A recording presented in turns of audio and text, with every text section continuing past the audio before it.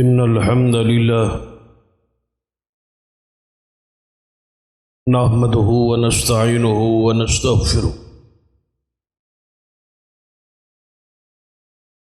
ونعوذ بالله من شرور أنفسنا ومن سيئات أعمالنا من يهد الله فلا مضل له ومن يضلل فلا هادي له أشهد أن لا إله إلا الله وحده لا شريك له وأشهد أن محمدا عبده ورسوله أما بعد فإن خير الحديث كتاب الله وخير الهدي هدي محمد صلى الله عليه وسلم وشر الأمور محدثاتها وكل محدثة بدعة وكل بدعة ضلالة أما بعد فأعوذ بالله السميع العليم من الشيطان الرجيم من همزه ونفخه ونفثه بسم الله الرحمن الرحيم يا أيها الذين آمنوا اتقوا الله حق تقاته ولا تموتن إلا وأنتم مسلمون واعتصموا بحبل الله جميعا ولا تفرقوا واذكروا نعمة الله عليكم إذ كنتم أعداء فألف بين قلوبكم فأصبحتم بنعمته إخوانا وكنتم على شفا حفرة من النار فأنقذكم منها كذلك يبين الله لكم آياته لعلكم تهتدون رب اشرح لي صدري ويسر لي أمري واحلل عقدة من لساني يفقهوا قولي رب زدني علما سبحان ربك رب العزة عما يصفون وسلام على المرسلين والحمد لله رب العالمين. حضرات،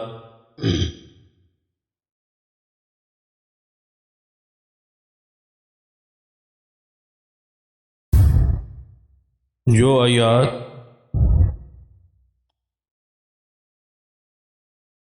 خطبہ مسنونہ اندر پڑھی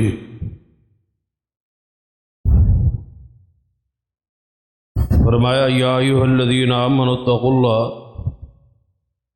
حق تقاتہ، ہاں ایمان والو اللہ سے ڈرو جیسے اس سے ڈرنے کا حق، وَلَا تَمُوتُنَّ إِلَّا وَأَنْتُمْ مُسْلِمُونَ، اور تمہیں موت اس حالت میں آئے کہ تم اللہ کے فرما بردار ہو، مطیع ہو۔ وَاعْتَصِمُوا بِحَبْلِ اللَّهِ جَمِيعًا، اور اللہ کی رسی کو مضبوطی کے ساتھ سارے مل کے پکڑے رکھو۔ وَلَا تَفَرَّقُوا، اور فرقوں میں نہ پڑو، تفرقہ نہ ڈالو۔ وَاذْكُرُوا نِعْمَتَ اللَّهِ عَلَيْكُمْ إِذْ كُنْتُمْ أَعْدَاءً، اور اس وقت کو یاد کرو، اللہ تعالیٰ کی نعمت اور احسان کو ذرا یاد کرو کہ تم آپس میں دشمن تھے۔ فَأَلَّفَ بَيْنَ قُلُوبِكُمْ، تو اللہ تعالیٰ نے اپنی رحمت اور نعمت اور فضل سے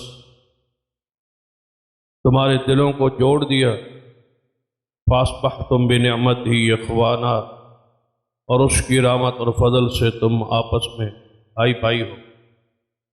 وَكُنْتُمْ عَلَى شَفَا حُفْرَةٍ مِّنَ النَّارِ فَأَنْقَذَكُم مِّنْهَا، اور اس وقت کو بھی یاد کرو کہ محمد مصطفیٰ صلی اللہ علیہ وسلم کی آمد اور بعثت سے پہلے تم بالکل جہنم کے گڑھے کے کنارے پہ پہنچ چکے تھے، اللہ نے وہاں سے آپ کو بچا لیا۔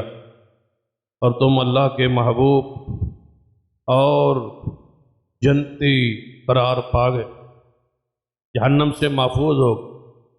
کذالک یبین اللہ لکم آیاتہ لعلکم تہتدون، اسی طرح اللہ تعالیٰ اپنی آیات بیان کرتا ہے تاکہ تم راہ راست پہ آ جاؤ، ہدایت اختیار کرو۔ حضرات، آج اس وقت خاص کر ہماری قوم کو اتحاد اور اتفاق کی ضرورت۔ قرآن پاک نے اس آیت مبارکہ اسی اتحاد اور اتفاق پر زور دیا اور اس کا فرمولہ اور میزان اور طریقہ بیان فرمایا۔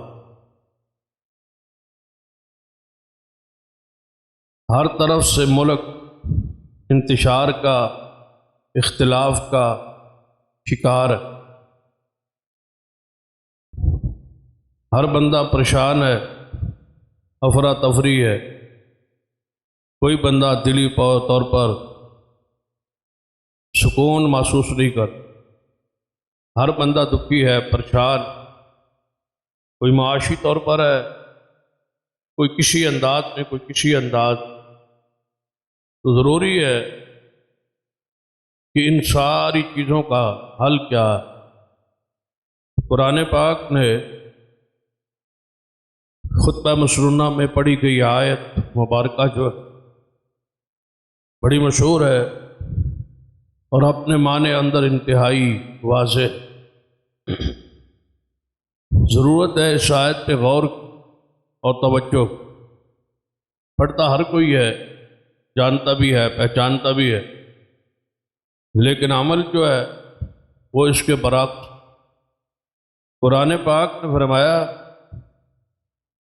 کہ اللہ کی رسی کو مضبوطی سے پکڑو اور تفرقہ میں اپنے آپ کو نہ ڈال۔ نبی اکرم صلی اللہ علیہ وسلم نے فرمایا، میری چاہت تھی، خواہش تھی کہ میری امت فرقوں میں نہ بٹے، اور میں اللہ سے دعا چاہتا تھا۔ میں جب دعا کے ارادے سے اللہ تعالیٰ سے مانگا کہ میری امت اس طرح برباد نہ ہو، تباہ نہ ہو، جس طرح پہلی قومیں ایک ہی وقت میں ایک ہی عذاب سے ختم ہو گئی۔ میں نے یہ اللہ سے دعا کی میری قوم پر ایسا عذاب نہ ہے، تو اللہ تعالیٰ نے میری دعا کو قبول فرما دیا۔ پھر میں چاہتا تھا میں اللہ سے دعا کروں کہ میری امت تفرقوں میں نہ پڑے، گروہ میں نہ بٹے، لیکن مجھے دعا سے روک دیا تھا، اور مجھے خبر دی گئی کہ آپ کی امت فرقوں میں بٹ جائے گی، فرقوں میں تقسیم ہو جائے گی۔ پھر نبی علیہ الصلوۃ والسلام نے اس کی وضاحت فرمائی کہ پہلی قوموں سے بھی زیادہ کسی کے 71 اور 72 فرقے تھے، تو میری امت 73 فرقوں میں تقسیم ہو جائے گی۔ پھر آپ نے ساتھ ہی وضاحت فرمائی کہ کلہم فی النار الا ملۃ واحدہ، وہ 73 فرقوں میں سے 72 جہنم میں جائیں گے، اور ایک پوری امت کا گروہ جو ہے وہ جنت میں جائے۔ اس کا معنی یہ نہیں ہے کہ فرقوں میں بٹنا جائز ہے، یہ خبر ہے۔ مثلا زنا دنیا میں ہو رہا ہے، قتل ہو رہے ہیں، ڈاکے ہو رہے ہیں، اور حضور علیہ الصلوۃ والسلام کی خبر بھی ہے میری امت شراب پیے گی، شراب کے نام بدل دیں گے، زنا میری امت میں کثرت کے ساتھ جاری ہو جائے گا۔ یہ ساری خبریں ہیں۔ اس کا معنی یہ نہیں ہے کہ زنا جائز ہو گیا ہے، یا قتل جائز ہو گیا ہے، یا شراب جائز ہو۔ اسی طرح فرقہ بننا جائز نہیں ہے، لیکن ایسا ہو جائے گا۔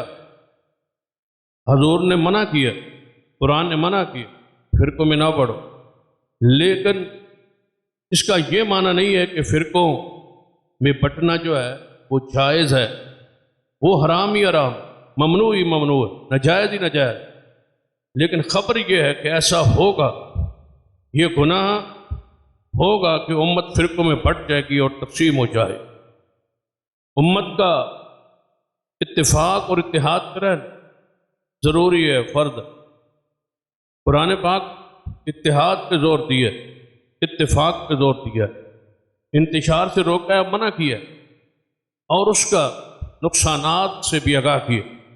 قرآن پاک کی ایک آیت مبارکہ ہے، فرمایا یا ایھا الذین آمنوا اذا لقیتم فئۃ، اے ایماندارو جب تمہاری ملاقات کسی گروہ سے ہو، یعنی کسی دھڑے سے، کسی کافر کی فوج سے تمہاری لڑائی ہو، جنگ ہو، تمہاری ان سے اختلاف اور جنگ ہوگی، تو تمہیں کچھ چیزیں ہیں جو حالت جنگ میں اختیار کرنی تاکہ تمہیں غلبہ ہو، تم کامیاب حاصل کرو۔ چند چیزیں ہیں جن کا خیال رکھو۔ سب سے پہلی چیز ہے فثبتوا، کہ جنگ کے دوران ثابت قدم رہو، استقامت کے ساتھ لڑو، ثابت قدم رہو، پیٹھ پھیر کے مت بھاگو، مت دوڑو۔ اور نبی علیہ السلام فرمایا اس بندے کی توبہ قبول نہیں ہے جو میدان جہاد سے پیٹھ پھیر کے دوڑ جاتا ہے، الا کہ اللہ تعالیٰ اس کو یا معاف کرے یا واپس پلٹ آئے۔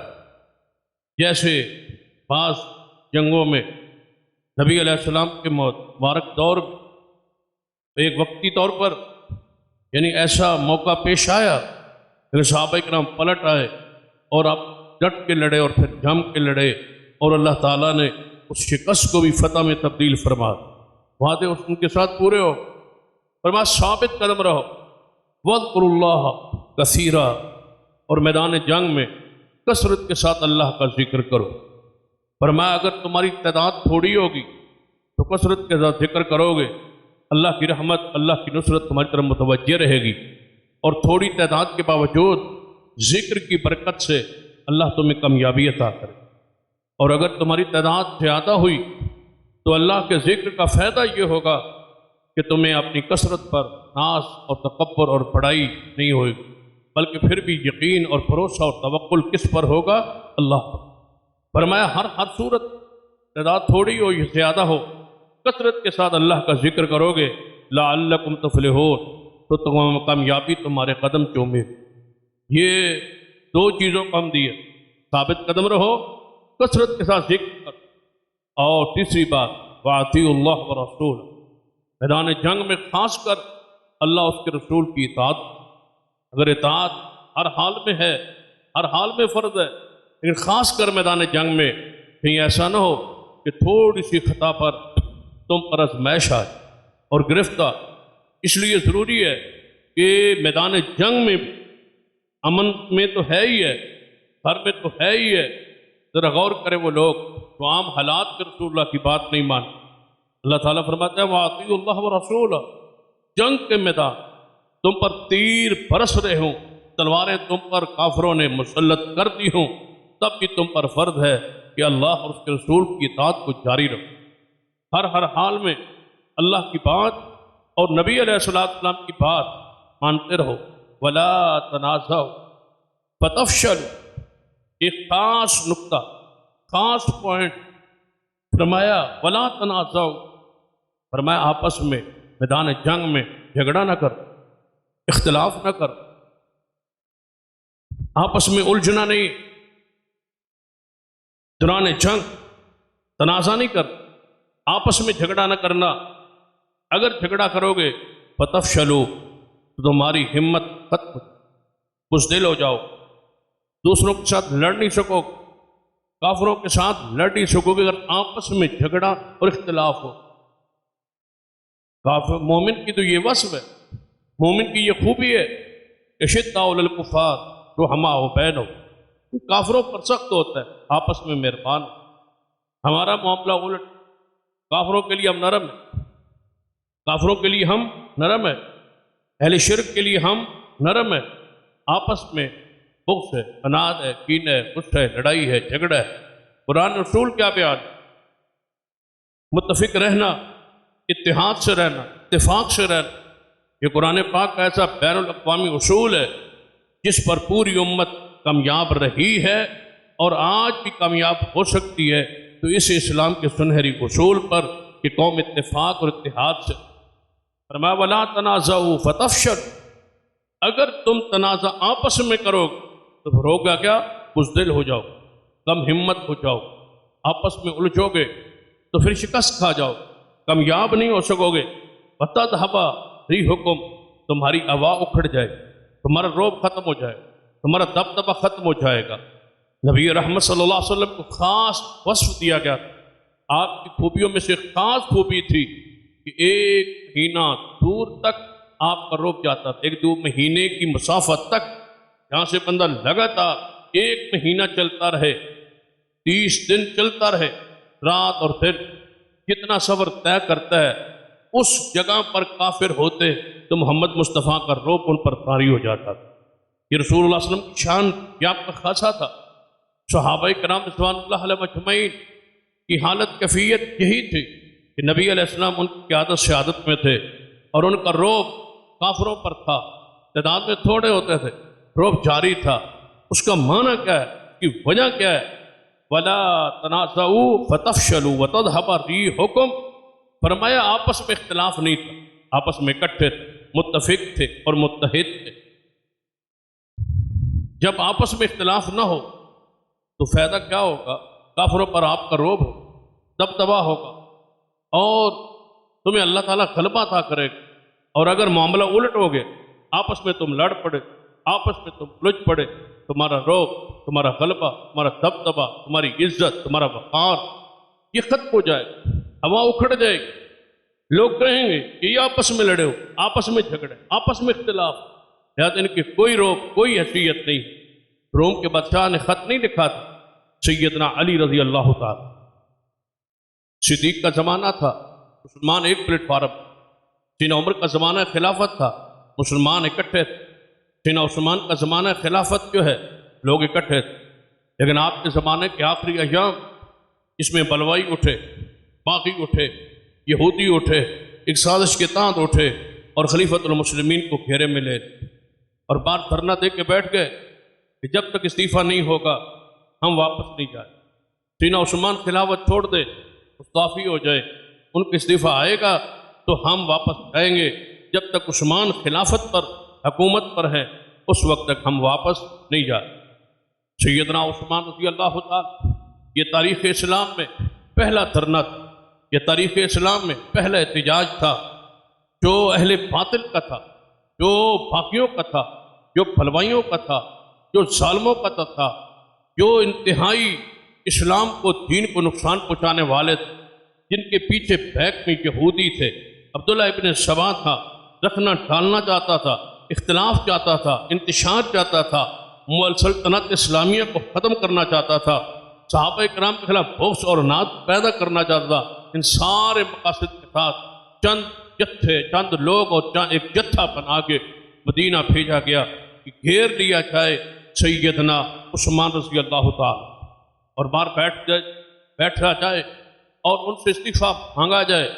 یہ روش، یہ عادت یہودیوں نے ڈالی اور خلیفۃ المسلمین کے خلاف یہ سازش ایک حد تک ظاہری طور پر کامیاب، لیکن اس کا نقصان آج تک ملت اسلامیہ کو ہاتھ۔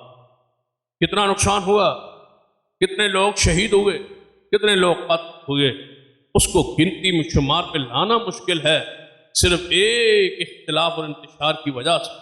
سیدنا عثمان رضی اللہ تعالیٰ ممبر پہ اپنے مکان کی چھت پہ چڑھ کے خطبہ دیا تھا، فرمایا لوگوں آج تمہاری تلواریں مسلمانوں کے خلاف نکل آئی، پہلی تمہاری تلواریں کافروں کے خلاف ہوتی تھی، یہود و نصارہ کے خلاف ہوتی تھی، آج تمہاری تلواریں اپنے امیر المومنین کے خلاف نکل آئی، آج تلواریں مدینہ تو رسول میں نکل آئی، آج تلواریں آپس میں نکل آئی، آج مجھے گھیر لیا گیا ہے، لیکن یاد رکھنا اگر میں شہید کر دیا گیا یہ تلواریں واپس نہیں جائیں، یہ قیامت تک خون کا سلسلہ جاری رہے گا اور پھر قیامت تک مسلمان لڑتے رہیں گے اور آپس میں الجھتے رہیں گے۔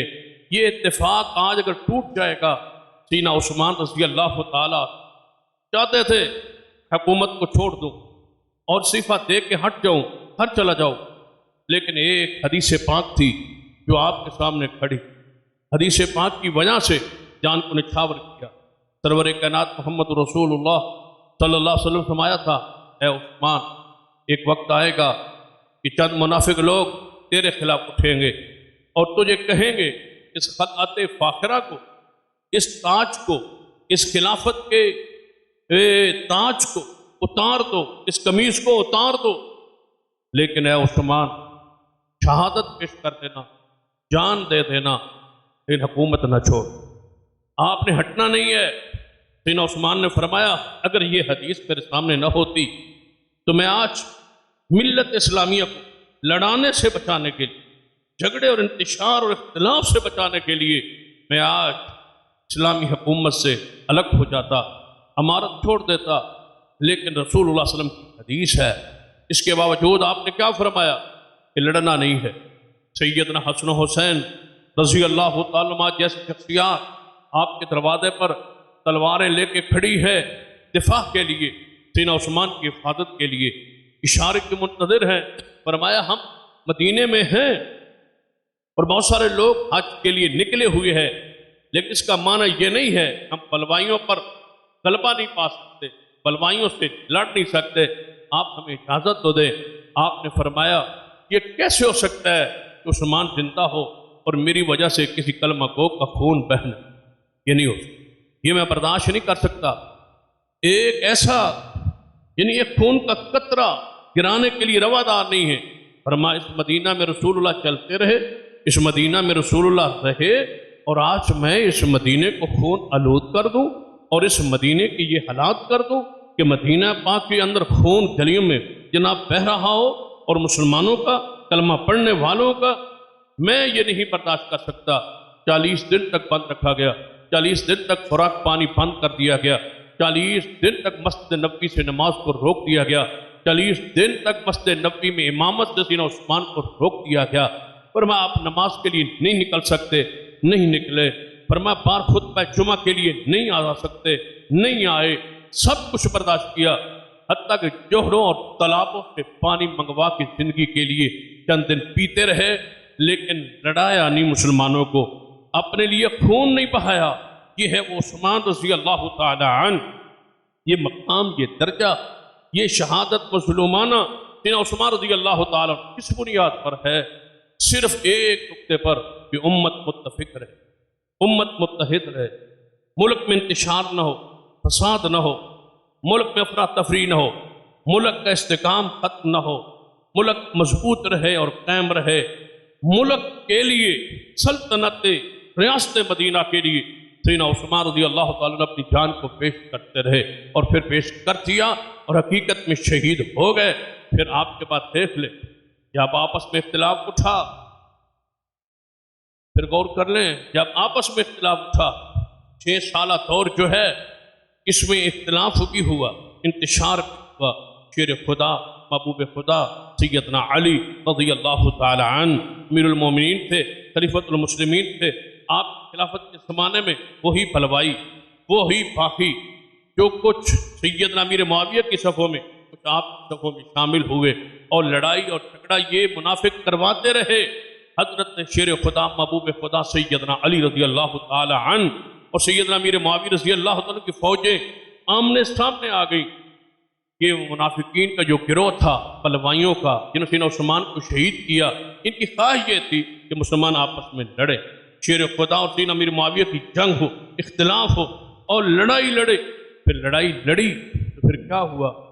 کیا فائدہ ہوا یا کیا نقصان ہوا؟ 80,000 کے قریب صحابہ اور تابعین شہید ہو۔ اشداء علی الکفار رحماء بینہم، یہ جگہ جب اتفاق نہ رہے، اتحاد نہ رہے، تو پھر حالت اور کیفیت ہے آج تک پھر امن سکون قائم نہیں ہو سکا۔ یہ وہ ہے سیدنا عثمان رضی اللہ تعالیٰ عنہ، جب آپ نے فرما دیا تھا تلوار پھر واپس نہیں جائے گی، چاہیے قرآن پاک نے جو اصول اور ضابطہ بیان کیا، وَلَا تَنَازَعُوا فَتَفْشَلُوا، آپس میں نہ لڑنا، آپس میں نہ ہو۔ مومن تو ہوتا ہی اس لیے، اس کا وصف بھی ہے شدہ علی الکفار، تو کافروں پر سخت ہوتا، اپنوں پر نہیں. جو اپنوں سے لڑا کرتے ہیں، علامہ شہید فرمایا کرتے تھے، وہ پھر بیگانوں سے لڑنے کی ہمت اور جرأت نہیں رکھتے. اسی آیت کا یہ معنی ہے، اسی آیت کے اس جملے کا یہی معنی ہے، وَلَا تَنَازَعُوا فَتَفْشَلُوا، آپس میں نہ الجھنا، آپس میں جھگڑنا نہ کرنا. اگر کرو گے بزدل ہو جاؤ، کم ہمت ہو جاؤ، پھر کافروں سے لڑنے کی ہمت اور جرأت نہیں رہے. میں ذکر کر رہا تھا کہ سیدنا علی رضی اللہ زمانہ خلافت، روم کے بادشاہ کو جب پتہ چلا نا کہ علی پاک الگ ہے اور سیدنا امیر معاویہ الگ ہے، اور روم کا ساتھ بارڈر تو شام کے علاقے کا، اس علاقے کا جو سیدنا امیر معاویہ جہاں کے گورنر تھے ان کا ہے.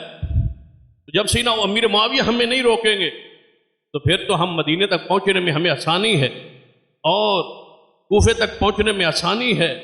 اسلامی سلطنت پر قبضہ کرنے کے لیے ہمارے لیے راستہ ہموار ہے، کیونکہ درمیان میں شام ہے اور درمیان میں امیر معاویہ کی حکومت یا آپ کی گورنری ہے، آپ سردار ہیں، آپ حاکم ہیں، آپ امیر ہیں. تو اگر یہ راستہ ہمارے لیے کھل جاتا ہے تو مسلمانوں پر حملہ کرنا تو آسان ہے، مدینے پر قبضہ کرنا یا مسلمانوں کو شہید کرنا تو ہمارے لیے آسان ہو گیا ہے. جب سیدنا امیر معاویہ اور سیدنا علی کا آپس میں اختلاف ہے، فَتَذْهَبَ رِيحُكُمْ، قرآن کیا کہتا ہے؟ ہوا تمہاری اکھڑ جائے. جب اس ہوا کا، اس فضا کا، اس ماحول کا روم کے بادشاہ کو پتہ چل تو اس نے سیدنا علی کو حملے کی دھمکی دے. اس کے لیے یہی سوچتی، یہی فکر کہ اب امیر معاویہ تو ساتھ ہے نہیں، یہ پورا صوبہ تو ساتھ ہے نہیں، ایک صوبہ جو ہے وہ مملکت اسلامیہ سے کٹ گیا، الگ ہو گیا. یہاں آپس میں اختلاف ہے، وفاق کا اور صوبے کا اختلاف ہے، تو یہاں پر اب سے حملہ کرنا تو آسان ہے. جب خط سیدنا علی تک دھمکی کے الفاظ پہنچے، سیدنا امیر معاویہ کو بھی خبر ہو. سیدنا امیر معاویہ کی بصیرت دیکھ، سیاست دیکھ، انداز دیکھ. فرمایا روم کے بادشاہ کو سیدنا علی کے پاس جب دھمکی پہنچی، ان سے پہلے، ان کے جواب سے پہلے خط لکھ کے قاصد بھیجا اور روم کے بادشاہ کو مخاطب کیا. کیا لکھا؟ اے روم کے کتے. سیدنا امیر معاویہ کے الفاظ، فرمایا روم کے کتے، تم کیا جانتے ہو کہ علی اکیلا ہے رضی اللہ تعالی، کہ علی کو ہم چھوڑ دیں؟ علی ہمارا خلیفہ ہے، خلیفۃ المسلمین ہے، ہمارا آپس کا اختلاف ایک جگہ پر ہے، وہ خون عثمان پر ہمارا اختلاف تنازع آپس میں موجود ہے، لیکن اگر تم نے حملے کی کوشش کی تو سب سے پہلے روکنے والا امیر معاویہ ہوگا، اور امیر معاویہ علی کا سپاہی بن کے تیرے خلاف جہاد کرے. وَلَا تَنَازَعُوا فَتَفْشَلُوا، آپس میں تنازع نہ کرو وگرنہ بزدل ہو جاؤ، کم ہمت ہو جاؤ، لڑ نہیں سکو گے کافروں کے ساتھ اور تمہاری ہوا اکھڑ جائے گی. وَاصْبِرُوا، اور اگر تمہاری کوئی مشکل وقت آ جائے تو پھر صبر کرو. ان اللہ مع الصابرین، قرآن پاک نے کیا کیا؟ وَلَا تَكُونُوا كَالَّذِينَ تَفَرَّقُوا وَاخْتَلَفُوا مِن بَعْدِ مَا جَاءَهُمُ الْبَيِّنَاتُ، ان لوگوں کی طرح نہ ہو جاؤ، تم سے پہلے گزرے تھے، انہوں نے دین میں فرقے بنا لی، گروہ بنا لی. الَّذِينَ تَفَرَّقُوا وَاخْتَلَفُوا مِن بَعْدِ مَا جَاءَهُمُ الْبَيِّنَاتُ، ان کے بعد دلائل آ گئے. کیوں لڑتے تھے؟ کہ دلیل نہیں. کیوں گروہ تھے؟ کہ دلیل نہیں. دلائل تھے ان کے پاس. وَاخْتَلَفُوا مِن بَعْدِ مَا جَاءَهُمُ الْبَيِّنَاتُ، ان کے پاس دلائل آ گئے، دلائل موجود تھے، لیکن اس کے باوجود وہ لڑتے تھے ضد کی وجہ سے، انا کی وجہ سے، غصے کی وجہ سے، تکبر کی وجہ سے، بڑائی کی وجہ سے، دنیاوی مفادات کی وجہ سے. آج جو ہمارے اندر فرقہ وریت، یہ مذہبی، کیا سمجھتے ہو کہ دلائل نہیں؟ وَاخْتَلَفُوا مِن بَعْدِ مَا جَاءَهُمُ الْبَيِّنَاتُ، کیا ان کے پاس واضح ٹھوس دلائل موجود نہیں؟ دلائل ہیں، دلائل تو واضح قرآن میں اور حدیث، لیکن دلائل پہ غور نہیں، توجہ نہیں، غصہ ہے، انا ہے، ہٹ دھرمی ہے، فرقہ پرستی ہے، دوسرے کے دلائل پہ غور ہی نہیں. جب مجادلے ہوتے ہیں، مناظرے ہوتے ہیں، تو آپ کیا سمجھتے ہیں کہ یہ مناظرے اس وجہ سے کہ ہم دو بندوں کے درمیان مکالمہ مناظرہ ہے ایک مسئلے پر، کیا اس ارادے سے آتے ہیں اگر اس کی بات ٹھیک ہوئی تو میں مان لوں گا؟ نہیں، ساری رات دلائل تلاش ہوتے ہیں کہ اگر یہ دلیل دے گا حدیث تو ٹھیک ہے، لیکن اس کا جواب کیا دیں گے؟ یہ جواب، اس کا ہم یہ جواب دیں گے، حدیث صحیح ہے لیکن اس کا جواب یہ دیں گے، اس کا جواب ہم یہ دیں۔ وہ جواب حدیث کا آیات کا تلاش کرتا ہے، یہ نہیں کہتے حدیث آ گئی صحیح تو مان لے، ماننے کا تو تصور ہی نہیں۔ یہ ہے گروہ بندی، یہ ہے فرقہ واریت، یہ ہے لڑائی کی اساس اور بنیاد کہ دلائل آ گئے پھر بھی فرقہ پرست۔ وہ تھے نا بہت بڑے عالم مولانا انور شاہ کشمیری، بہت بڑے بزرگ گزرے، بہت بڑے عالم گزرے، دیوبند مدرسہ کے شیخ الحدیث رہے، بہت بڑی کتابیں لکھی۔ وہ ایک مسئلہ جہاں انہوں نے صحیح البخاری کی جو شرح لکھی ہے، اس شرح میں ایک حدیث ہے بڑی واضح ہے وطر کے حوالے سے، نماز وطر کے حوالے کہ وطر کی رکعت، ایک رکعت وطر ہے، 3 بھی وطر ہے، 5 ہے، 7 ہے، 9 ہے۔ ہمارے یہاں اکثر ایک وطر کی حدیث پہ عمل ہوتا اور اس عمل کی بھی وجہ ہوتی، دیکھو نا 5 کا انکار نہیں، 7 کا انکار نہیں ہے، 3 کا بھی انکار نہیں، ایک انکار کس کا ہے؟ ایک کا۔ جب ایک کا انکار ہے تو پھر ہمارا اصرار ہے۔ جب حدیث ہے صحیح ہے، بخاری میں ہے، ایک وطر ہے، اس کا انکار ہے، عملی بھی انکار ہے، زبانی بھی انکار ہے، تقریری، عملی، قولی، فعلی انکار ہے۔ کہتے ہیں ایک رکعت نماز ہی نہیں، یہ قولی انکار ہے۔ کبھی آپ نے غیر اہل حدیث کو پڑھتے ہوئے دیکھا سنا نہیں ہے، یہ عملی انکار ہے۔ لیکن ہم پڑھتے، جب انکار ہو تو پھر اصرار کی وجہ ہوتی ہے انکار، مطلقاً حدیث کا انکار ہے تو پھر اس حدیث کو روایت کیا جائے تاکہ حدیث قیامت تک محفوظ رہے اور موجود رہے، عمل اس پہ جاری رہے۔ انہوں نے اپنی کتاب میں شرح بخاری پتہ کیا لکھا؟ کہتے ہیں یہ حدیث جب میں نے پڑھی نا، ایک وطر کی حدیث، تو یہ حدیث صحیح ہے، پتہ ہے جب میں نے بخاری میں یہ حدیث پڑھی تو میں اس حدیث کے جواب کو 14 سال تلاش کرتا رہا، 14 سال میں تلاش کرتا رہا اس کا جواب کیا تھا، کوئی ایسا جواب مل جائے کہ ایک وطر پڑھنے والوں کا منہ بند ہو جائے، لیکن وہ جواب اپنے ساتھ قبر میں جواب نہیں بن، لیکن مانا بھی نہیں، عمل بھی نہیں کیا۔ کہتے ہیں 14 سال مجھے لگ گئے اس حدیث کا جواب تلاش کرتے ہوئے، لیکن مجھے جواب نہیں ملا، عمل بھی نہیں کیا۔ یہ تو تھا نہ لکھتے کہ میں نے جواب کوشش کیا، جواب نہیں مل سکا، لہذا عمل شروع کر، حدیث ہے صحیح ہے، جواب ہے نہیں تو عمل کر، عمل نہیں۔ اس لیے پھر وہ مرحلہ بھی آیا، وہ بھی بڑا پیاری بات ہے اور انہی کی ہے، ضمناً آ گئی ہے۔ جب موت کے قریب تھے نا، سکرات لگی ہوئی، مولانا انور شاہ کشمیری موت و زندگی کی کیفیت حالت میں تھے، سکرات میں تھے، تو شاگرد کے پاس جا کے بیٹھ، شاگردوں نے کہا تو آجی آپ بڑے پریشان ہو رہے ہیں، اور مولانا انور شاہ کشمیری رو رہے، ایک نام ہے بر صغیر، رو رہے۔ شاگردوں نے کہا استاد جی آپ کیوں رو رہے ہیں؟ آپ تو ساری زندگی حدیث پڑھائی، ساری زندگی دین کی خدمت، اسلام کی خدمت، آپ تو جا رہے ہیں دنیا سے، اگر جا رہے ہیں تو آپ تو خوش ہو، آپ رو کیوں رہے؟ پتہ روتے روتے کیا فرمایا؟ فرمایا خاک دین کی خدمت کی ہے، خاک دین کی خدمت کی ہے، ساری زندگی اپنی فقہ کا دفاع ہی کرتا، اپنے امام کے قولوں کی ترجیح تلاش کرتا رہا، میرے امام کا فتوے پر کوئی دلیل مل جائے تاکہ میرے امام کا قول راجح ہو جائے۔ میں تو اس کی ترجیح اور راجح ہونا تلاش کرتا میں تو اپنے امام کی فقہ کا دفاع کرتا رہا ہوں، اسلام کی میں نے کون سی خدمت؟ یہ روتے ہوئے دنیا سے جا رہے، یہ ہے وہ کہ دلیل واضح، یہ یہود و نصارہ کی روش، دلیل ہے، اختلاف ہے. کیا سمجھتے ہیں ان علماء کو نہیں پتہ ہے کہ واعتصموا بحبل اللہ جمیعا ولا تفرقوا، کہ اللہ کی رسی کو پکڑنا ہے، فرقوں میں نہیں جانا. آپ کہہ سکتے ہیں نا جس طرح باقی فرقے ہیں آپ بھی تو فرقہ ہے. بھئی ہم فرقہ نہیں، ہمیں لوگ کہتے ہیں کہ آپ فرقہ ہیں، لوگ کہتے ہیں کہ کھڑا ہے، ہم نہیں. کیوں نہیں ہے؟ کہ قرآن کا حکم ہے وَاعْتَصِمُوا بِحَبْلِ اللَّهِ جَمِيعًا، کہ اللہ کی رسی کو مضبوطی سے پکڑو اور فرقوں میں نہ جاؤ.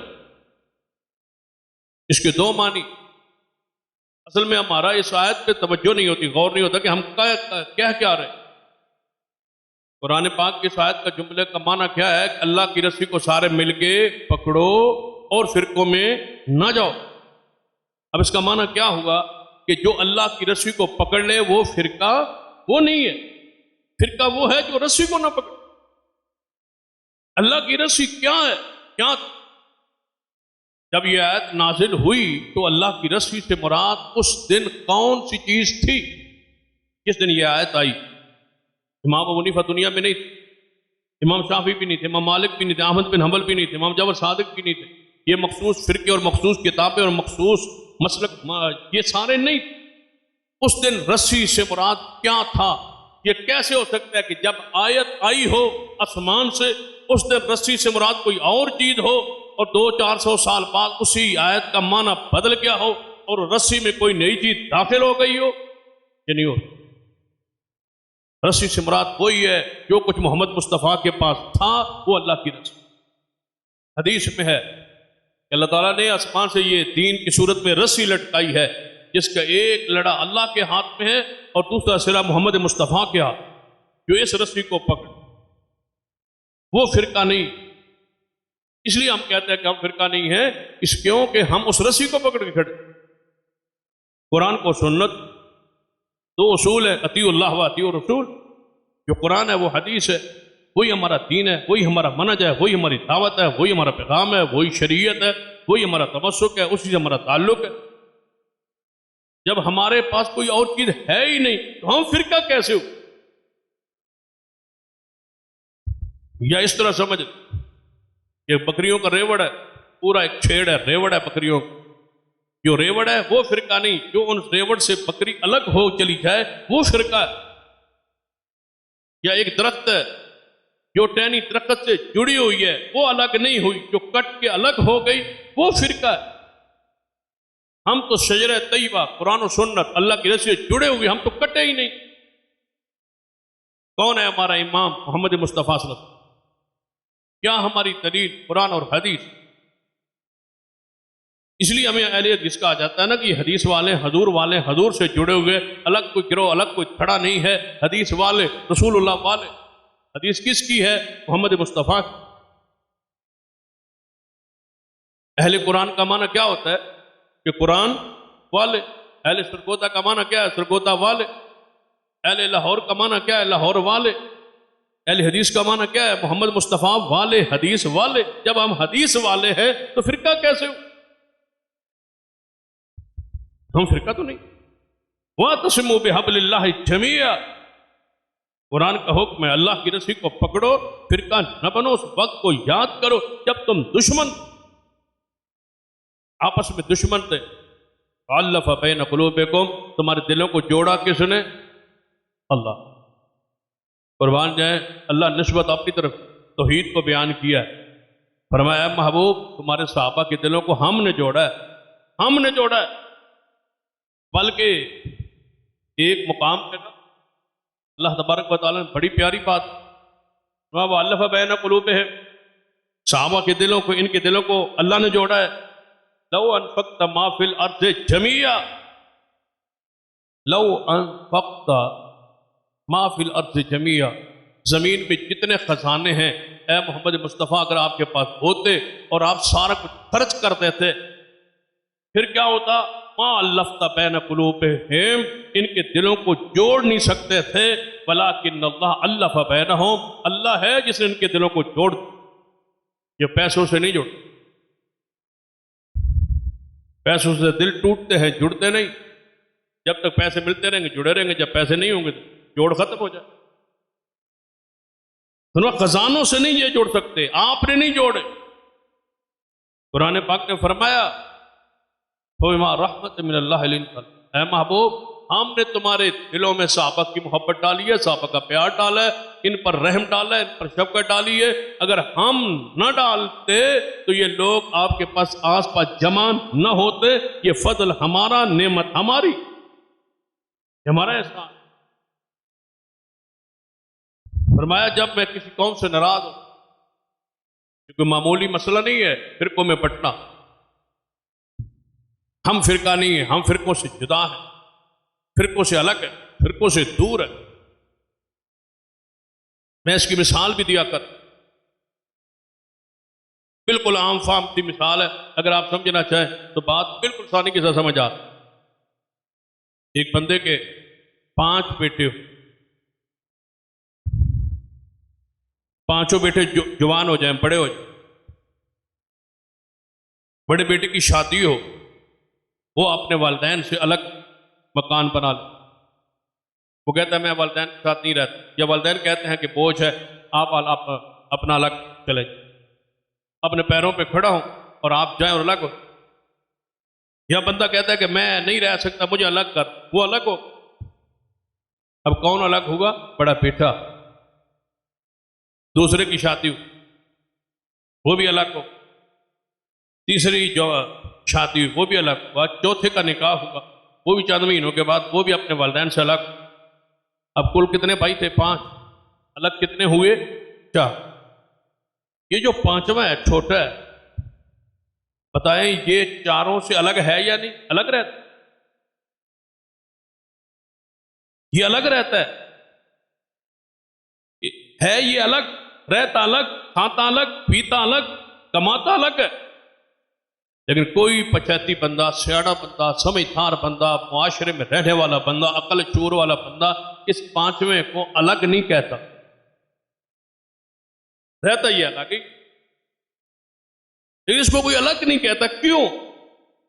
اس لیے کہ جس گھر میں یہ 5 پیدا ہوئے، جو ان کا اصل گھر آبائی گھر تھا، اس سے یہ نکلا نہیں، الگ نہیں ہو۔ الگ وہ ہے جنہوں نے اپنی پہچان، اپنا تشخص، اپنا تمیز، اپنا گھر، اپنی جگہ، اپنی پہچان الگ بنائی۔ یہ اپنے والدین کے ساتھ ہے، اپنے آبائی گھر میں ہے، اس کو الگ نہیں کہتا۔ ہمیں کوئی الگ نہ کہے۔ الگ تو وہ ہے جو حنفی ہوا، جو شافعی ہوا، جو مالکی ہوا، جو حنبلی ہوا، اور جو جعفری ہوا، وہ الگ ہے۔ ہم الگ نہیں ہیں اس لیے کہ ہم حدیث ہیں، رسول اللہ والے ہیں، ہم اپنے اصل گھر میں موجود ہیں، کہ ہم محمد مصطفیٰ چھوڑ ترکت فیکم امرین لن تضلوا ما تمسکتم بہما۔ فرمایا میں تمہیں محمد مصطفیٰ 2 چیزوں پہ چھوڑ کے جا رہا ہوں، ایک قرآن پر اور ایک حدیث پر۔ جب ان 2 چیزوں پر رہو گے تم نہیں گمراہ، تم نہیں الگ، تم نہیں فرقہ۔ حضور خبر دے گئے جب 2 چیزوں پر رہو گے، ہم 2 پر ہیں، تیسری ہماری ہے ہی کچھ، کوئی پہچان ہی نہیں۔ قرآن نے کیا کہا کہ اگر تم فسق و فجور کرو گے، نافرمانی کرو گے، اللہ تم پر عذاب، یا اللہ عذاب کون سا دے گے؟ فرمایا او یلبسکم، اللہ تبارک و تعالیٰ تمہیں عذاب کون سا دے گا؟ او یلبسکم شیعا، اللہ تمہیں گروہوں میں تقسیم کر، دھڑوں میں تقسیم، یذیق بعضکم بعض بعض، پھر ایک دوسرے کی لڑائی کے مزے چکھو گے، دیکھو گے یہ کیسے لڑ رہے ہیں آپس میں، تمہیں لڑائی کا پھر ذائقہ آئے گا، دیکھو گے انٹوائے کھڑے ہوئے یہ لوگ دیکھو لڑ رہے ہیں آپس میں۔ اللہ فرمائے گا میں تمہیں فرقوں میں تقسیم کر دوں گا، گروہوں میں تقسیم کر کے رکھ دوں گا۔ جب میری ناراضگی، آسمان سے ناراضگی ہو جائے تو پھر جماعتیں ایک نہیں رہے، پھر ملک ایک نہیں رہے، جماعتیں ایک نہیں رہے، گھر ایک نہیں رہے، پھر بھائی ایک نہیں رہے، پھر تقسیم ہوتی، لڑائی ہوتی، نفاق ہوتا ہے، بغض ہوتا ہے، غصہ، کینہ، چغلی، پھر الگ الگ۔ یہ اللہ کی طرف سے پکڑ ہے، عذاب۔ جب مقصد ایک ہو پھر لڑائی کس بات، پھر اللہ کامیاب۔ دیکھ لے جب پاکستان بنانے کے لیے، پاکستان بنانے کے لیے سب ایک نقطے پہ اکٹھے تھے کہ ہم نے ملک بنانا ہے، پھر بنا ہے یا نہیں بنا؟ سارے دھڑے، ساری جماعت، مذہبی، سیاسی، سب لوگ ایک نعرے پر پاکستان کا مطلب کیا؟ لا الہ الا اللہ۔ بنانا کیا ہے؟ پاکستان بن کے رہے گا، پاکستان بن کے رہا۔ اس کے بعد آج تک اکٹھے نہیں ہوں گے استحکام کے لیے، مضبوطی کے لیے۔ پھر مضبوط ہوئے نہیں، مقصد تھا بنانا، سارے متفق ہو گئے، بن گیا۔ جب ایک تھے تو بن گیا، جب بن گیا اس کے بعد مفادات جنگ، سیاست کی جنگ، لڑائی، انتشار، میں سنبھالوں، میں کروں، مجھے یہ ملے، مجھے یہ ملے، پھر استحکام نہیں ہو سکا کیونکہ مقصد نہیں رہا۔ جب مقصد ایک نہ رہے، دیکھ لیجئے مقاصد بندہ اتحاد اتفاق سے پاتا ہے۔ نبی رحمت صلی اللہ علیہ وسلم کے زمانے نبوت، اعلان نبوت سے پہلے ظلم کا بازار گرم، بیچارے غریب لوگوں کے مال ہڑپ کر لیا جاتا، ڈاکے تھے، چوریاں تھی، لوٹ لیتے تھے، ظلم کرتے تھے، زیادتی کرتے۔ لازمی بات ہے معاشرے میں پھر اچھے لوگ بھی ہوتے۔ کچھ لوگوں نے سوچا کہ یار کوئی انجمن بنائے، یار کوئی کمیٹی بنائے، یار کوئی گروہ بنائے، کوئی گروپ بنائے، کوئی جماعت بنائے، انجمن بنائے، جو ان مظلوموں کے ساتھ جو ظلم ہے ان کے لیے بھی آواز اٹھائیں، ان کا دفاع کریں، ان کا ساتھ دیں۔ ان میں سے زیادہ لوگ پاس اتفاق ہوتا ہے، ایک نام زیادہ چلتا تھا عرب میں، مکہ میں، فضل نام زیادہ لوگ رکھتے تھے۔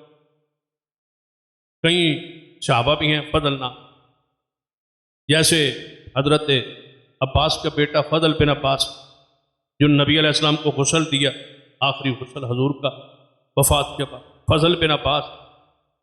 اس طرح فضل نام کے لوگ بہت سارے۔ تو اسے اتفاق ہوا کہ ایک کمیٹی بنائے، انجمن بنائے، تاکہ مظلوموں کے خلاف ہماری آواز ایک ہو۔ یہ فوائد ہیں اتفاق کے، اتحاد۔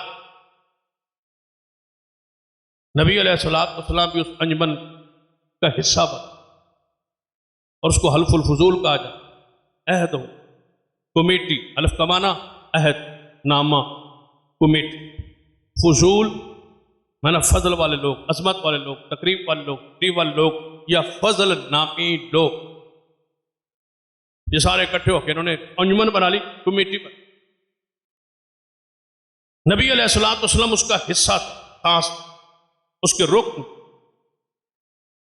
جب حضور علیہ السلام نے نبوت کا اعلان کیا نا، پھر لوگ اختلاف کا شکار ہوئے، لوگوں نے حضور پہ نبوت کا انکار کیا، تو نبی سے پتہ کیا فرمایا تھا؟ اگر آج بھی تم حلف الفضول کے عہد پر قائم ہو تو میں محمد مصطفیٰ آج بھی، آؤ اسی کمیٹی پہ اکٹھے ہو، اسی انجمن کے نام پہ اکٹھے ہو جائے، آج بھی مظلوموں کے لیے آواز اٹھائیں، میں آج محمد مصطفیٰ آپ کے ساتھ ہوں، اس عہد پر قائم ہوں جو تم نے قائم کیا۔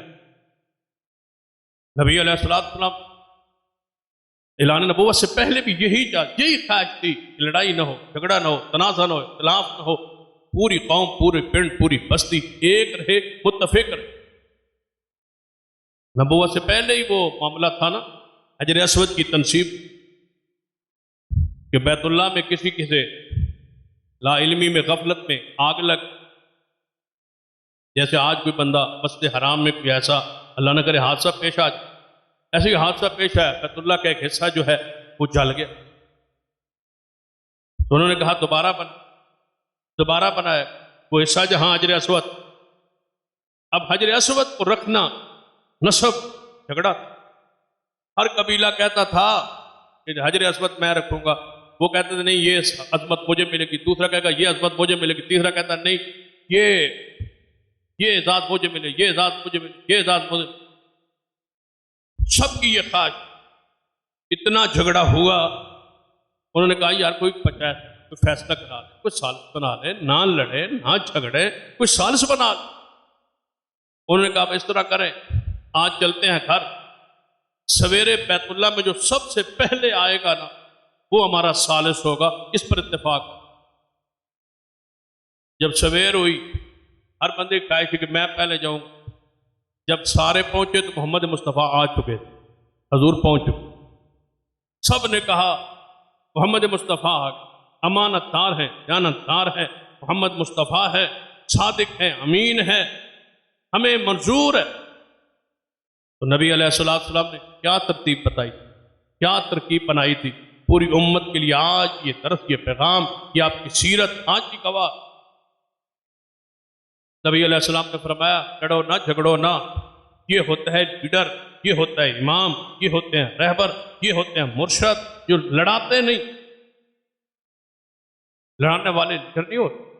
آپس میں لڑانے، آپس میں جھگڑنے، آپس میں مار پیٹ، ایک دوسرے کو مارنے اور بٹرانے والے. کیا فرمایا؟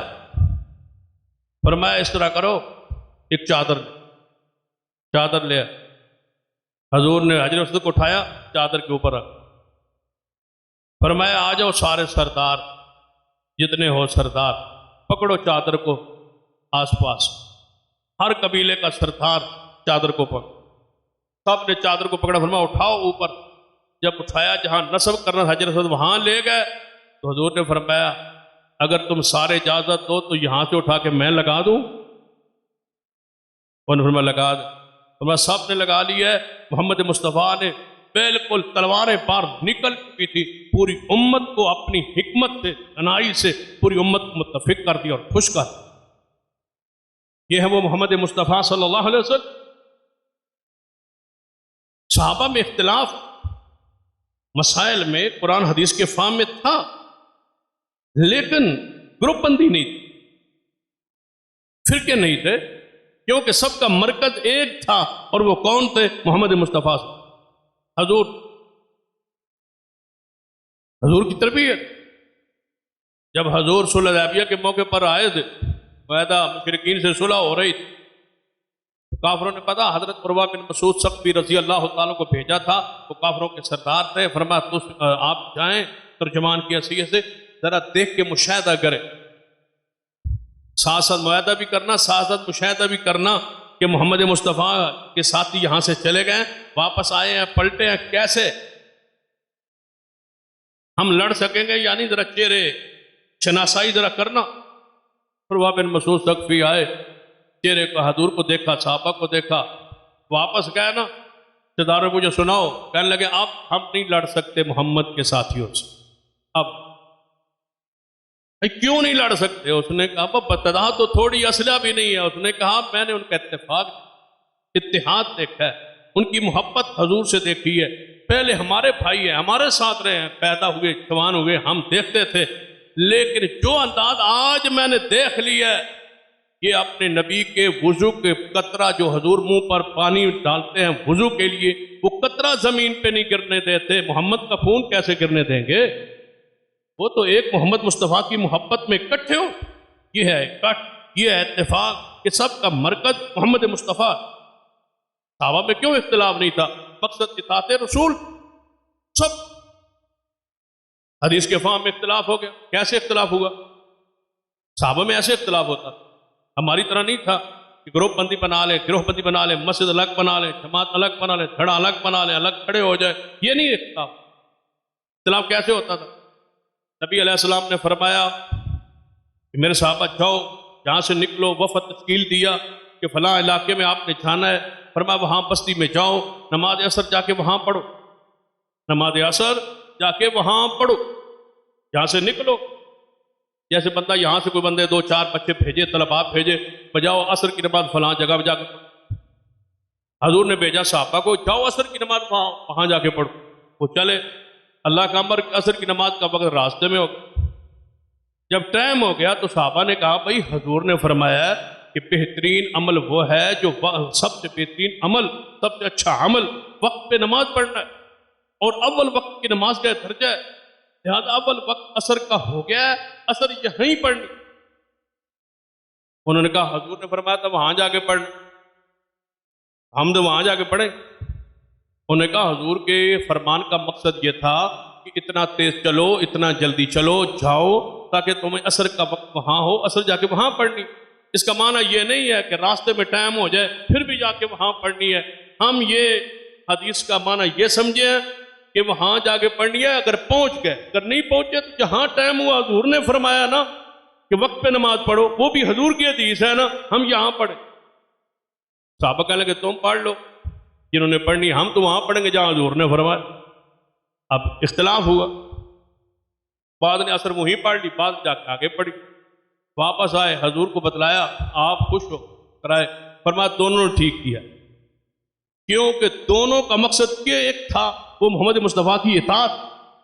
جب مقصد اطاعت ہو تو اختلاف نہیں ہو۔ پھر قبریت کیوں شروع ہوئی؟ جب مقصد اطاعت نہ رہا، مقصد اپنا امام اور اپنا بزرگ اور اپنا فرقہ بن، میرا فرقہ چونکہ یہ کہتا ہے لہذا میں یہ کہوں گا، حدیث جو کہ میرا فرقہ یہ کہتا ہے، میرا امام یہ کہتا ہے۔ جب درمیان میں ایک اور شخصیت آ گئی تو مرکزی نقطہ اتحاد ختم۔ مرکزی نقطہ اتحاد ایک ذات ہے اور محمد مصطفیٰ۔ یاد رکھے، جب کہ صحابہ کا اتحاد ہوا حضور پر ہوا، جب تک اتحاد رہا حضور پہ رہا، تو جب بھی اتحاد ہوگا اسی وقت ہوگا جب پوری امت محمد مصطفیٰ کے نام پہ اکٹھی ہو۔ اور تو ہستی کوئی، اور تو ایسی شخصیت ہی کوئی۔ تسبیح اس وقت تک ہے جب تک ایک آگے میں پروئی ہوئی، اوپر اس کا تسبیح کا کیا ہوتا ہے، اوپر امام ہوتا ہے، نیچے تسبیح کے دانے ہوتے ہیں۔ تسبیح تب ہے جب ان کا امام ایک ہے، جب دھاگا ٹوٹ گیا پھر دیکھو تسبیح کیسے گرتی اور کیسے ٹوٹتی ہے۔ یہی انجام ہوتا ہے اختلاف کا اور انکار کا۔ تسبیح ٹوٹے، دانا کو ادھر گرتا ہے، ادھر گرتا ہے، ادھر گرتا ہے، دانے گرتے دیکھ نہیں رہے ہو؟ جب تسبیح ٹوٹے تو ایسے ہو، پھر دانے سنبھالے نہیں جاتے، کوئی ادھر گرتا ہے، کوئی ادھر گرتا ہے، کوئی نالی میں گرتا ہے اور کوئی زمین پہ پاک جگہ پہ، کوئی ناپاک جگہ پہ گرتا ہے۔ یہ گرنے کے انداز ہے۔ جب انتشار ہو، اختلاف ہو، تسبیح ٹوٹے تو دانوں کی یہ حالت ہوتی ہے۔ جب اتفاق رہے پوری دنیا خوش ہوتی ہے کہ یہ جڑے ہوئے ہیں اور تسبیح ہیں، اور ایک ان کا امام ہے جو تسبیح کے اوپر لگا۔ ساری دنیا جب تک محمد مصطفیٰ کو امام مانتی رہے تو جڑے ہو۔ جب الگ دانے ہوئے، ٹوٹ گئے، تو پھر حالت کیفیت دیکھ۔ نبی علیہ السلام جب سوچتے دیکھتے میری جماعت میں، میرے دوستوں میں اختلاف یا انتشار کی کچھ صورت پیدا ہو رہی، فوراً حضور روکتے اور ٹوکتے اور اس خلا کو پر کرتے تاکہ یہ شگاف بڑا نہ ہو۔ ایک واقعہ اشارہ کرتا ہوں، بات کرتا ہوں۔ سرور کائنات محمد مصطفیٰ صلی اللہ علیہ وسلم فتح مکہ کے بعد آپ شریف لے گئے حنین کی طرف۔ حنین کی فتح کے بعد جب واپس پلٹے تو مال غنیمت بہت زیادہ، ہزاروں کی تعداد میں بکریاں، اونٹ، خزانے۔ آپ بڑے خوش تھے، انصار اور مہاجرین، فطری خوشی ہوتی ہے کہ بہت سارے غنیمت ملا ہے۔ اب ہم جب واپس جائیں گے ہمارے پاس بکریوں کے اور اونٹوں کے بڑے بڑے ریوڑ ہوں گے، مال لے کے واپس مدینے جائیں گے۔ صاحب خوشی کی لہر دوڑی ہوئی ہے کہ اللہ نے مکہ بھی فتح کر دیا، طیف فتح ہو گیا، حنین فتح ہو گیا، اور مال غنیمت اتنا ہاتھ آیا، اس سے پہلے اتنا مال غنیمت کبھی دیکھا ہی نہیں۔ نبی علیہ السلام بانٹنے لگے مال۔ جب بانٹنے شروع ہوئے حضور نے فرمایا جنہوں نے آج کلمہ پڑھا ہے، جو آج مسلمان ہوئے، وہ بڑے بڑے سردار قریشیوں کے بیٹے جوان، وہ آگے آئے، وہ آ گیا۔ نبی علیہ السلام نے فرمایا لے جاؤ فلاں قریشی جوان 1000 بکری لے جائے، 1000 اونٹ لے جائے، کوئی 100 اونٹ، کوئی 200، کوئی 400۔ انصار صحابہ دنگ رہ گئے، حیران، تعجب میں سوچ رہے یہ کیا ہوا، یہ کیا ہوا؟ مال تو آج ہم امید لگا کے بیٹھے، یہ تو لے گئے سارے وہی جو آج کلمہ پڑھا۔ اب جوانوں کو کون روکے؟ بوڑھے تو بوڑھے تھے، بزرگ تو بزرگ تھے، وہ ایک طرف ہو گئے، جوان سارے اکٹھے ہو گئے انصار کے۔ خون تو یہ باری آئی تو ہم نے دیا، خون دینے کی باری آئی ہم نے دی، مال پیش کیے تو ہم نے کیے، یہ ہجروں کے ستائے ہوئے مدینے پہنچے تو ہم نے سنبھالا، ہر ہم نے دیے، اس سے ہم نے دیے، بھائی ہم نے بنائے۔ اور آج پہلی دفعہ بکریاں اور اونٹ اور سونے اور خزانے ملے ہیں، تو یہ آج کلمہ پڑھنے والے، آج کا مسلمان جنہوں چند منٹ یا چند لمحات یا چند دن اسلام قبول کیے ہو گئے، یہ اپنے ہیں نا، اپنا خون ہے نا، قریشی ہے نا، رشتہ دار ہے نا حضور کے، بانٹنے کی باری آئی تو یہ، قربانی کی باری آئی تو ہم۔ لوگ کہتے نہیں ہیں آج یہی سلسلہ نہیں ہوتا، قربانیاں ہم نے دی، مال ہم نے دیا، یہ ہم نے دیا، آج کچھ چیز ملی ہے، مفادات ملے، فلاں فلاں لے کے جا رہا ہے۔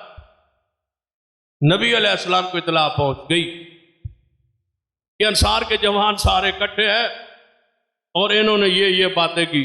حضور نے سب کو چھوڑ دیا، اسی وقت محمد مصطفیٰ انصار کے جوانوں کے پاس پہنچ۔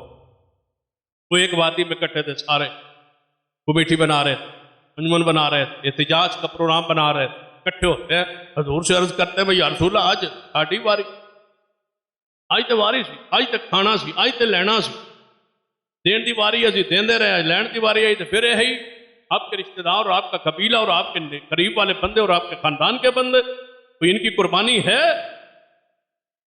حضور نے جا کے فرمایا یا معاشر الانصار، یا شباب الانصار، او جوانو، انصار کے جوانو۔ بوڑھے بھی آ گئے، جب سنا نا محمد مصطفیٰ ہمارے جوانوں کے پاس گئے، بوڑھے بھی سارے پہنچ گئے۔ حضور نے صحابہ سے، انصار سے مخاطب فرمایا میرے انصار صحابہ اور جوانوں کی جماعت، جوانوں کا گروہ، یہ سنایا کہتے رہو۔ پہلی بات سن لو، انا قاسم واللہ یعطی، میں تقسیم کرتا ہوں، میں حصے نہیں بناتا، میں حصے نہیں بناتا، میں کسی کو کچھ نہیں دیتا، میں صرف تقسیم کرتا ہوں، حصے بنا کے اللہ آسمان سے نازل کرتا ہے، میں نہیں دیتا۔ کون دیتا ہے؟ اللہ۔ صرف میرا اختیار، میں قاسم تقسیم کرتا ہوں، یہ میرا اختیار ہے۔ مجھے اللہ کہتا ہے کہ یہ مال پڑا ہے غنیمت، اس کو تقسیم کر دو۔ یا اللہ تقسیم کیسے کرنا ہے؟ اتنا فلاں کو دو، اتنا فلاں کو دو، اتنا فلاں کو دے دو۔ فرمایا میں تقسیم کرنے والا ہوں، صرف تقسیم، حصے بنا کے نازل کرنے والی ذات اللہ کی، میں تو اپنی مرضی سے کچھ نہیں کیا۔ یہ تو ہے میری حیثیت، میرا درجہ، میری شان، میرا مقام، میں نے آپ کو واضح کر دیا۔ اے انصار ذرا آؤ دیکھتے ہیں تمہاری حالت، تمہاری کیفیت۔ آج کہتے ہو قربانی ہماری ہے، ہم نے یہ کیا ہے، ہم نے اسلام کے لیے یہ کیا ہے، دین کے لیے یہ کیا ہے۔ آج تم یہ کہتے ہو، تم اس وقت کو یاد کرو جب تم گمراہ تھے، تم گمراہ تھے، تم مال کو دیکھتے ہو، ظاہری حالت کیفیت کو دیکھتے ہو۔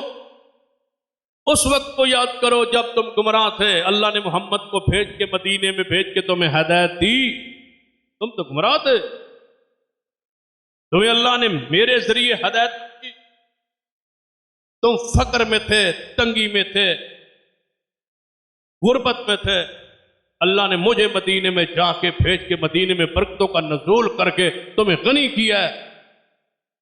اور اگلی بات جو آج کے عنوان سے متعلقہ ہے، فَكُنْتُمْ مُتَفَرِّقِينَ فَعَلَّفَكُمُ اللَّهُ،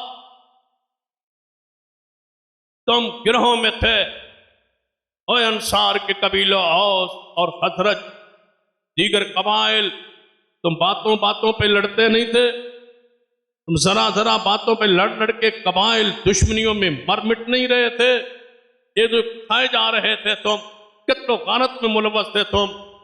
جی یا رسول اللہ یہ تو تھا، فَكُنْتُمْ مُتَفَرِّقِينَ، تم تو الگ الگ تھے، گروہوں میں تقسیم ہو چکے تھے، مُتَفَرِّقِينَ وَلَا تَفَرَّقُوا، پر ہوا کیا؟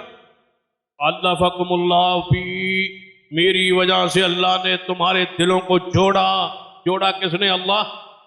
آج تم جماعت ہو، آج تم انصار ہو، ایک درجے پر قائم ہو، تمہارا روب ہے، تمہارا دبدبہ ہے، تمہاری حیثیت ہے، یہ محمد مصطفیٰ علیہ السلام کی آمد کی برکت سے اللہ نے تمہارے دلوں کو جوڑا ہے۔ تمہاری یہ عادت تھی۔ پھر حضور نے فرمایا اب بتاؤ کیا چاہتے ہو؟ سارے انصار صحابہ، حدیث میں آتا ہے انصار کے بوڑھے رو رہے، آنکھوں سے آنسو جاری، کہنے یا رسول اللہ ہم نے کچھ نہیں کہا، ہم ان کے بائک میں پیچھے نہیں ہیں، یہ خود ہے جوان ہے، انہوں نے اپنی آپ کی طرف سے یہ بات کی ہے، ہم نے کوئی ایسی بات نہیں کی، رو رہے انصار۔ حضور نے فرمایا سن لو، انصار تو میرا خون ہے، تم تو میرے ہو۔ فرمایا اگر اوپر والا ایک کپڑا ہوتا ہے، اوپر چادر لی ہوتی ہے یا اوپر قمیض ہوتی ہے، قمیض کے اندر جسم سے چمٹا ہوا لپٹا ہوا کپڑا بنین ہوتا ہے، فرمایا اگر تم باقی مہاجرین اور باقی لوگ اگر اوپر والا کپڑا ہے، تم تو میرے جسم سے چمٹے ہوئے کپڑے ہو، تم تو میرے ہو، تم نے اس بات پہ غور نہیں کیا۔ رسول اللہ وہ کون سی بات؟ فرمایا جب میرا شہر تو مکہ ہے، میرا شہر تو مکہ ہے، میری ولادت کی جگہ مکہ ہے، میرا آبائی علاقہ مکہ مکرمہ ہے، میں یہیں کا تھا، یہیں سے ہجرت کر کے آپ کے پاس گیا۔ اب سنو، اب میرا شہر فتح ہو گیا ہے، مکہ کی شان کہاں، مدینے کی شان کہاں؟ آج تو میرا دل کرتا ہے نا، ہر بندے کا دل کرتا ہے اپنے وطن میں رہے، مکہ میں رہے، میں یہیں رہ جاتا، لیکن آج پتہ کیا ہوگا؟ تاریخ اس بات کو نوٹ کرے گی۔ فرمایا میرے انصار صحابہ، یہ آئے قریش کے جوان، آج کوئی بکریاں لے کے جا رہا ہوگا، کوئی اونٹ لے کے جا رہا ہوگا، کوئی سونے کے سکے لے کے جا رہا ہوگا، اور جب تم مدینے پلٹو گے تو محمد مصطفیٰ کو لے کے جا رہے ہو، میں تمہارے ساتھ جاؤں گا۔ اب میرا جینا، اب میرا رہنا، اب میرا مسکن، اب میرا گھر، آج میرا مدفن، آج میرا جینا مرنا جو ہے مدینے والوں کے ساتھ ہے، میں یہاں نہیں رہوں گا، میں اپنا شہر چھوڑ کے تمہاری محبتوں کا احسان، تمہاری محبتوں کا شکریہ ادا کرتے ہوئے محمد کی قبر بھی بنے گی تو مدینے شہر میں بنے، میں وہاں جاؤں۔ پھر کیا کہا؟ رضینا یا رسول اللہ ہم راضی، ہمیں مال نہیں چاہیے، ہم راضی، ہم راضی اس فیصلے پر کہ ہم رسول اللہ کو لے کے جائیں۔ پھر نبی علیہ السلام کو لے کے انصار جب نکلے تھے مدینہ پاک کی طرف، تو میں جو بات بیان کرنا چاہتا اس پوری حدیث سے اور پورے واقعے سے، جب حضور نے دیکھا تھوڑی سی بات امت میں کوئی مفاد، کوئی غرض درار ڈال رہی ہے، حضور نے فوری شگاف کو بند، آپ اپنے گھروں میں، برادری میں، قوم میں، بھائیوں میں، رشتہ داروں میں، جماعت میں اس نسخے کو آزمایا۔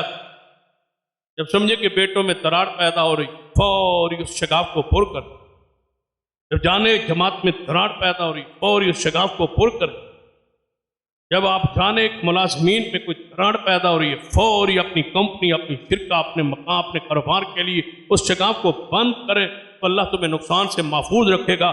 جیسے محمد مصطفیٰ نے طریقہ انتشار سے، اختلاف سے، ہر کو، قوم کو، جماعت کو، کمپنی کو، کاروباری معاملات کو، فیکٹری کو، کارخانوں کو، اپنے ملازموں کو تفرقے سے، انتشار سے محفوظ چاہتے ہیں کہ ملک کا استحکام ہو، اگر آپ چاہتے ہیں آپ کے گھر میں سکون ہو، اگر آپ چاہتے ہیں آپ کے کارخانے میں سکون ہو، اس کا واحد راستہ اتفاق، اتحاد، اللہ سے دعا کرتے رہیں اور دراڑیں بند کرتے رہے تاکہ اجتماع رہے، اکٹھ رہے، اتفاق رہے، اتحاد رہے۔